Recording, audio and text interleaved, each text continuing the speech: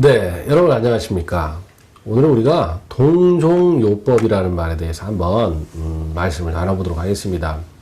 이 약과 독이라고 하는 것은 사실은 대개 쓰이는 것이 이제 다른 종류를 쓰게 됩니다. 그러니까 내가 어떠한 것에 의해서 독이 발생했다 그러면 그것을 해독하기 위한 다른 것, 해독제를 이제 약이라고 이제 쓰는 것이었죠. 그래서 우리가 이것을 어떻게 보면은 이종, 다를 이자, 종류종자, 이종요법이라고 할 수 있습니다. 근데 우리가 독을 소량 사용해서 효과를 거두는 그런 요법을 동종요법이라고 합니다.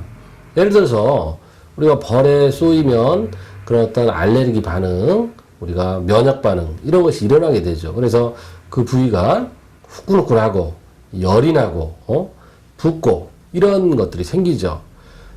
하지만 우리가 벌의 독을 소량을 넣어줌으로써 그런 반응을 오히려 유발하는 것입니다. 결국은 벌의 독을 약하게 넣어줌으로써 우리가 몸이 그 부위가 차서 생기는 질환, 대개 이제 차면은 혈액의 순환이 되지 않고 소통이 되지 않기 때문에 통증이 발생을 하죠. 그러면 그 차서 생기는 그 질환에 우리가 벌의 그 독, 봉독이라고 하죠. 벌 봉자에다가 독독자. 그걸 넣어줌으로써 그 부위를 따뜻하게 열감을 넣어주는 것입니다. 그러면서 차서 생기는 만성적인 통증, 이런 질환을 고치게 하는 것이죠.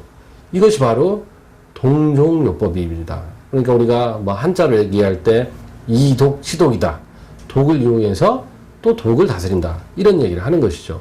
그래서 우리가 동종요법에 사용하는 것이 뭐 우리가 벌의 독, 그 다음에 뱀의 독, 그 다음에 대표적인 것이 우리가 어떤 겁니까? 통조림독, 보톡스라고 하는 것이죠. 흔히.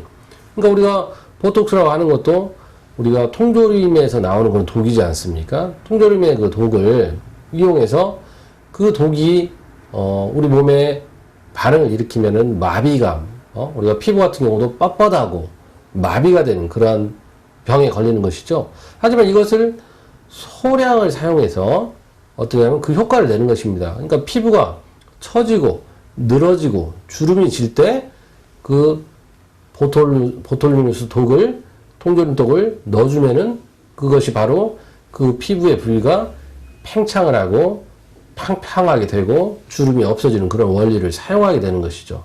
그래서 우리가 약과 독이라고 하는 것이 그 용량에 따라서 상당한 차이를 우리가 의료용으로도 오히려 쓸 수가 있다라고 하는 것이 바로 동종요법인 것입니다.